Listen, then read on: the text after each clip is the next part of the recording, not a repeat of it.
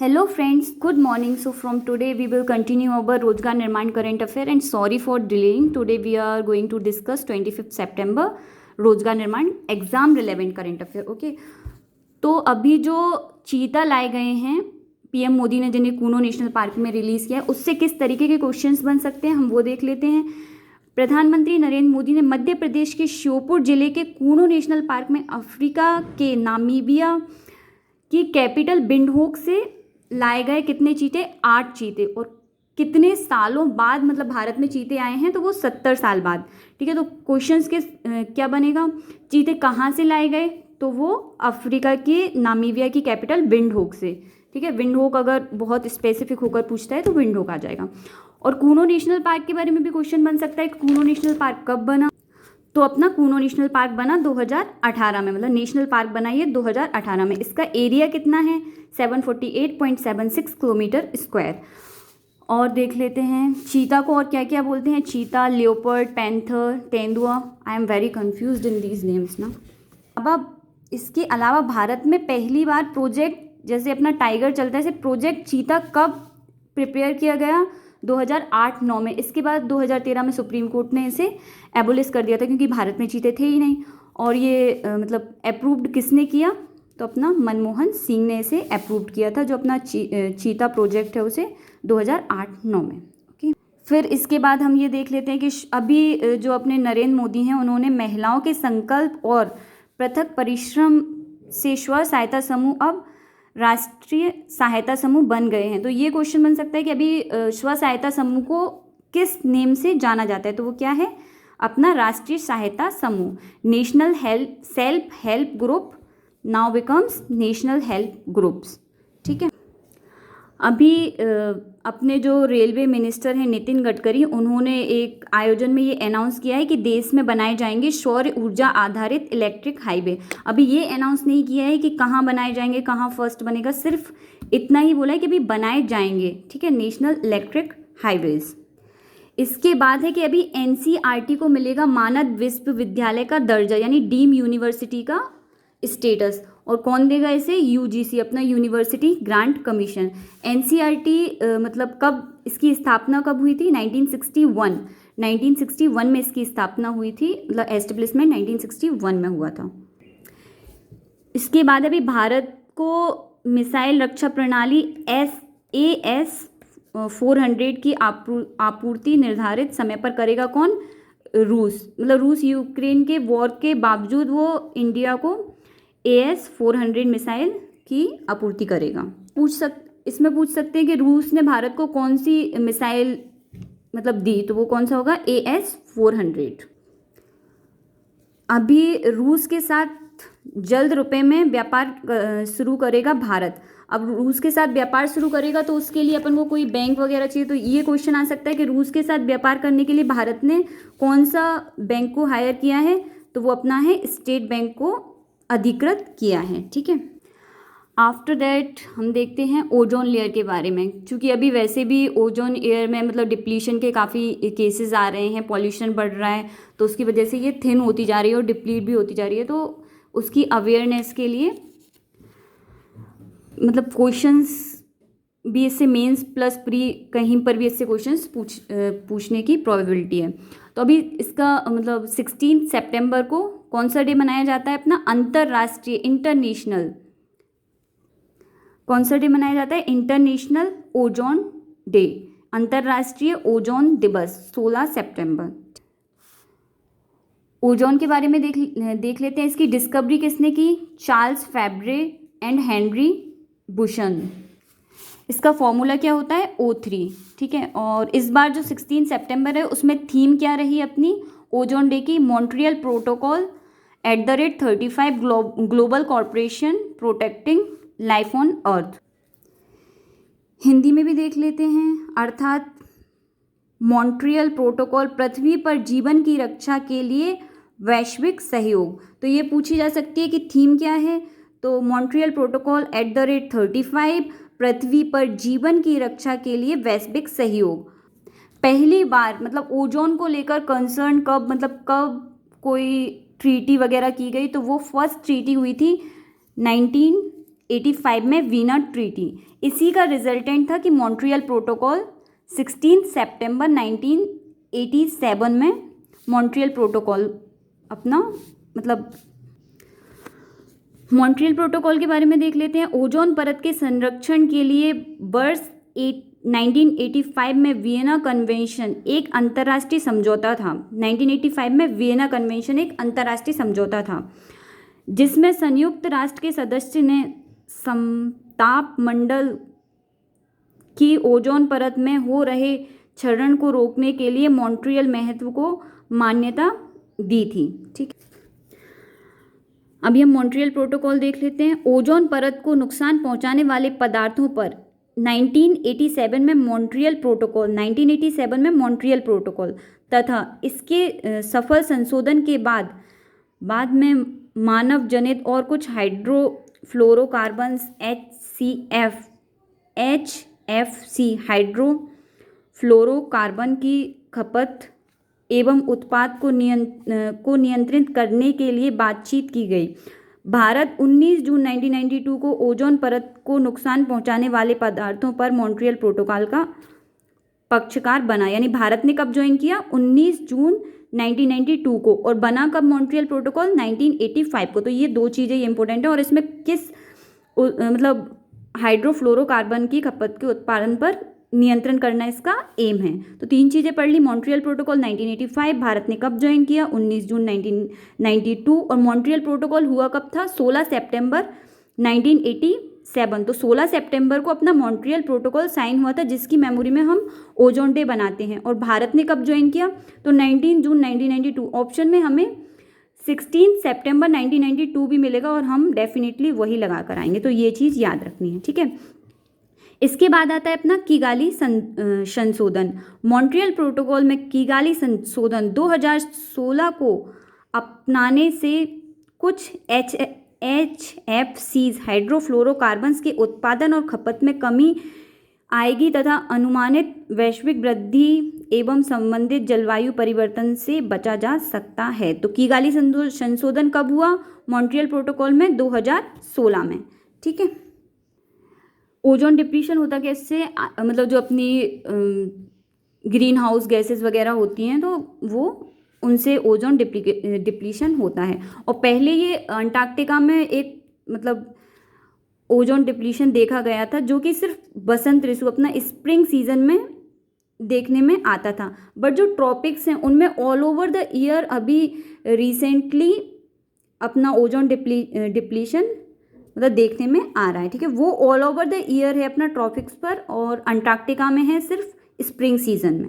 Okay, next है अपना सतपुड़ा ताप विद्युत गृह में आवेदन के लिए। तो हमें आवेदन तो करना नहीं, हम देख लेते हैं सतपुड़ा ताप विद्युत गृह है कहाँ। तो वो है बैतूल जिले, मतलब बैतूल जिले में सतपुड़ा ताप विद्युत गृह सारणी अपनी सिचुएटेड है। ओके, धार्मिक एवं सांस्कृतिक पर्यटन को मध्य प्रदेश में दिया जा रहा बढ़ावा। इसके लिए अपन देख सकते हैं इमर्जिंग जो मध्य प्रदेश है वो कौन अपना कंडक्ट करवाता है? तो जो ये अपना कंडक्ट करवाता है जी न्यूज़। ठीक है, जी न्यूज़ अपना इमर्जिंग मध्य प्रदेश कंडक्ट करवाता है। और इस बार ये कहाँ पर हुआ? भोपाल में। तो इसमें मेन जो बातों पर डिस्कशन किया गया उनको देख लेते हैं हम, जो कि अपना धार्मिक और सांस्कृतिक से रिलेटेड मतलब वैसे भी अपने टॉपिक्स में है और इम्पोर्टेंट भी है, क्योंकि रिसेंटली इन पर काम चल रहा है या कंप्लीशन हुआ है, तो वो सब चीज़ें इंपॉर्टेंट है। देख लेते हैं उज्जैन में महाकाल कॉरिडोर का विकास। अभी बहुत बार यही पूछ लिया जाता है कि उज्जैन कहाँ है, तो हम कंफ्यूज हो जाते हैं खंडवा में है या महाकाल कहाँ है। तो खंडवा और उज्जैन में मैं तो मोस्टली कंफ्यूज हो जाती हूँ। तो वो कहाँ है? उज्जैन में। महाकाल कहाँ कॉरिडोर के विकसित और शिव सृष्टि प्रकलन को साकार करने के कार्य हो रहे हैं। ठीक है, इसमें उनकी मतलब वॉल्स पर बहुत सारी चीज़ें बताई जाएंगी, जो कि उनकी स्टोरीज़ को शिव की स्टोरीज़ पर बेस्ड होंगी। ओके, अभी अपना निवाड़ी जिले में पर्यटन विकास के लिए होम स्टे कॉन्सेप्ट मतलब क्या है? अपना जो बाहर से लोग आते हैं उनको बिल्कुल अपना जैसे जिस तरीके से अपन रहते हैं या ट्राइब्स रहती हैं उनकी लाइफ बिल्कुल वो एक्सपीरियंस कर सकें, उस टाइप से वो अपना लाइफ स्टाइल या लाइफ रह सकें, पूरा टाइम स्पेंड कर सकें, तो वो है अपना होम स्टे कॉन्सेप्ट, जो कि निवाड़ी ज़िले में स्टार्ट किया गया है। अभी एक कारम डैम आपदा के उत्कर्ष प्रबंधन पर बनाएंगे केस स्टडी। तो कारम डैम कहाँ है? कारम रिवर पर। कारम रिवर जो कि मतलब डैम कहाँ है? अपना धार में। और ये किस किस को अफेक्ट करता है?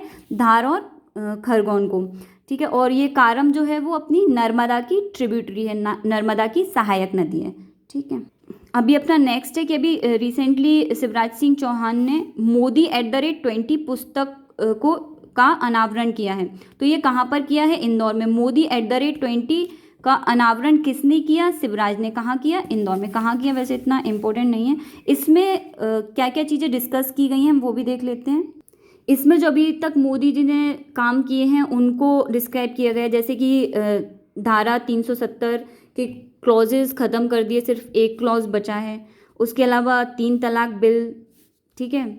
अयोध्या में विशाल राम मंदिर, ठीक है। और योग को अंतर्राष्ट्रीय स्तर पर स्थापित करना। अंतर्राष्ट्रीय योग दिवस जो कि मोदी जी की ही देन है, 21 जून, ठीक है। राष्ट्रीय भाषा हिंदी को बढ़ावा देना। भारत में स्वच्छता अभियान, ठीक है। और मोदी ये अपने शिवराज सिंह चौहान ने बोला कि जो बेटी बचाओ बेटी पढ़ाओ अभियान है वो भी मोदी जी की ही देन है, ठीक है। इसके बाद है अपना आयुष क्योर ऐप का किया जाएगा समुचित प्रचार प्रसार। तो अपने आयुष राज्य मंत्री कौन है? रामकिशोर काबरे। फिर इसके बाद है मध्य प्रदेश में 2 अक्टूबर से शुरू होगा नशा मुक्ति अभियान। तो नशा मुक्ति अभियान कब शुरू होगा मध्य प्रदेश में? तो वो आएगा 2 अक्टूबर। और कितने दिन का होगा? तो ये 6 दिवसीय, ठीक है ना, 6 डेज का होगा। सांची सोलर सिटी देश में बनेगा उदाहरण, ठीक है। सांची जो अपना सांची है वो कहाँ है? विदिशा। और सांची सोलर सिटी देश में उदाहरण होगा। सांची अपने बौद्धिस्ट से रिलेटेड है और इसे अपना नेशनल यूनेस्को साइट में भी इंक्लूड किया गया है, ठीक है। अभी ब्रिटेन में जो होम मिनिस्ट्री कौन संभालेंगी? सुएला ब्रैबरमैन। तो सुएला ब्रैबरमैन इंडियन ओरिजिन है जो कि ब्रिटेन में होम मिनिस्ट्री गृह मंत्रालय संभालेंगी, ठीक है। नेक्स्ट है अपना नौसेना का अत्याधुनिक युद्धपोत लॉन्च हुआ। कौन सा युद्धपोत है? अपना तारागिरी। इसके बारे में देख लेते हैं। ये अपना 70% इंडियनाइजेशन है जो कि आत्मनिर्भर भारत को बूस्ट करता है, ठीक है। तो अपन आत्मनिर्भर भारत में भी ये यूज़ कर सकते हैं। जो अपना तारागिरी है वो नेवी के लिए यूज़ होगा। और ये 17th ए भी तारागिरी को ही बोलेंगे, जो लॉन्च हुआ मुंबई में, ठीक है। इस टाइप के टोटल 7 नीलगिरी क्लास फ्रिगेट्स हैं इस प्रोजेक्ट के अंदर। कितने? 7 नीलगिरी क्लास फ्रिगेट्स। अभी पूछ सकते हैं कि भाई तारागिरी कौन सी क्लास का है? तो अपना नीलगिरी याद रखना, तारागिरी नीलगिरी। अभी बराक ओबामा जो कि अमेरिका के पूर्व राष्ट्रपति हैं, उन्हें एमी सम्मान से सम्मानित किया गया, ठीक है।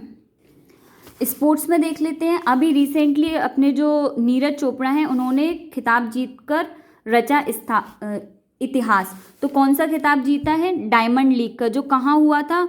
ज्यूरिख में, ठीक है। ये पहले भारतीय हैं जिन्होंने डायमंड लीग ट्रॉफी जीती है, ओके। अभी ये मध्य प्रदेश के लिए मोस्ट इम्पोर्टेंट है सभी एग्जाम्स के लिए, जो है अपना भोपाल करेगा ISSF निशानेबाजी विश्व कप की मेजबानी। नॉट इंडिया बट विश्व कप, वर्ल्ड कप की मेजबानी ISSF। अब कहाँ पर होगी? भोपाल में। किस जगह होगी? तो ये है अपना बांसखेड़ी स्थित राज्य शूटिंग अकेडमी ऑफ एक्सीलेंस में अपना हुनर दिखाएंगे। किससे रिलेटेड है? अपना शूटिंग, मतलब rifle pistol. ISSF shooting rifle pistol, Bhopal Bishankhedi situated state shooting academy of excellence, okay. अभी अपना इसमें एक डिस्ट्रिक्ट हर वीक मतलब आता है। तो इस बार का अपना डिस्ट्रिक्ट है मंदसौर डिस्ट्रिक्ट, ठीक है। इसमें पशुपतिनाथ मंदिर और स्लेट पेंसिल उद्योग के लिए प्रसिद्ध है मंदसौर जिला। अभी देख लेते हैं इसके लिए। मंदसौर जिला किस संभाग में आता है, किस डिवीज़न में आता है अपना, उज्जैन डिवीज़न में। ठीक है। शिवना जो अपना पशुपतिनाथ मंदिर है वो पूछ सकते हैं कौन सी नदी के किनारे है, कहाँ है। तो पशुपतिनाथ मंदिर अपना मंदसौर में है जो शिवना नदी के कोस्ट पर है और ये विश्व प्रसिद्ध है। ठीक है, इसलिए और ज़्यादा इम्पोर्टेंट हो जाता है। और अपना जो है नीमच मंदसौर किसके लिए फेमस है, अफीम के लिए, ओपियम के लिए। मालवा का सिंह द्वार और राजस्थान का सीमांत प्रहरी भी कहा जाता है किसको, अपना जो है मंदसौर को। जैसे अपना मालवा का प्रवेश द्वार गुना, ऐसे ये तो अपना मालवा का सिंह द्वार और राजस्थान का सीमांत प्रहरी भी कहा जाता है। प्राचीन समय में इस शहर को दासपुर नाम से जानते थे। दसपुर नाम से किस शहर को जाना जाता था, मंदसौर को। ठीक है। यहाँ के जो यशोधर्मन थे, जो गुर्जर प्रतिहार वंश के हाथों से गुजरात और यह क्षेत्र ग्वालियर राज्य के अंतर्गत में आ गया था। ठीक है। फिर है अलाउद्दीन खिलजी ने शहर की पूर्व दिशा में एक दुर्ग का निर्माण करवाया था। तो इसमें जो दुर्ग है वो किसने बनवाया था, अपना अलाउद्दीन खिलजी ने।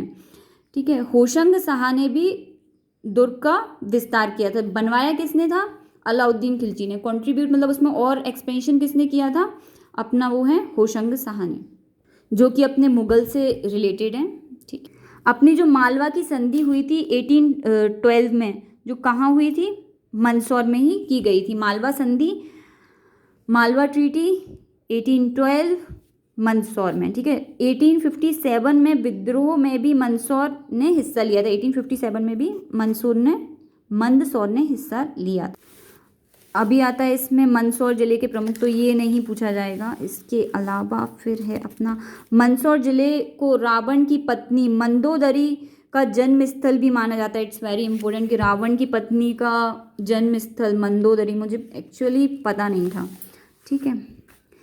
इसके बाद देखते हैं परमार राजाओं द्वारा निर्मित हिंगलाजगढ़ दुर्ग। हमें ये तो पता है हिंगलाजगढ़ दुर्ग है कहाँ, मंदसौर में। किसने बनवाया, परमार राजाओं ने हिंगलाजगढ़ दुर्ग मंदसौर में बनवाया।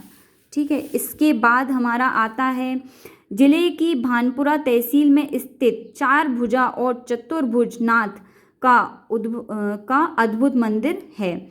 यहाँ भगवान विष्णु लेटे हुए अर्थात आराम की मुद्रा में हैं। ठीक है। तो भानपुरा हमने जब डिवीज़न हुआ था तो राजस्थान से लिया था, नहीं सॉरी, भानपुरा का सुनील टप्पा जो है, भानपुरा हमने पूरा नहीं दिया था। भानपुरा का सुनील टप्पा जो रीजन है वो हमने राजस्थान को दिया था डिवीज़न के टाइम पर। ठीक है।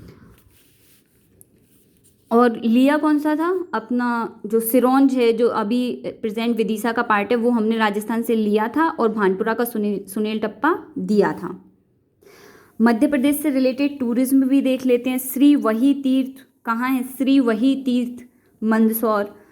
परासली का जैन तीर्थ स्थल कहाँ है, मंदसौर में। पार्श्वनाथ जैन मंदिर पीपल्य मंडी। ठीक है। पार्श्वनाथ जैन मंदिर कहाँ है, अपना पीपल्य मंडी मंदसौर में। धर्म राजेश्वर मंदिर। ठीक है। दूधा खेड़ी माता मंदिर कहाँ है, ये तो मैंने नाम ही पहली बार सुने हैं, मंदसौर में। नालछा देवी मंदिर मंदसौर। अम्बे माता, गोवर्धन नाथ मंदिर, कुकुड़ेश्वर मंदिर, कुबेर मंदिर, सीता खंडी मंदिर, भानपुरा संग्रहालय, गांधी सागर अभ्यारण्य। ठीक है। गांधी सागर अभ्यारण्य जो कहाँ है, चंबल नदी के तट पर, आदि जिले के अन्य दर्शनीय तीर्थ हैं। Friends, I am not the YouTuber, so I just share my notes with you and thank you for watching. Have a good day.